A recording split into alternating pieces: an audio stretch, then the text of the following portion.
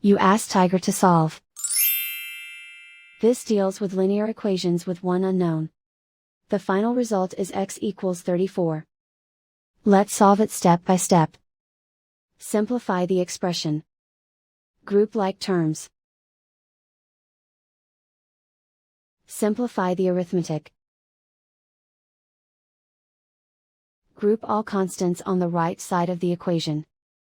Subtract 10 from both sides. Simplify the arithmetic.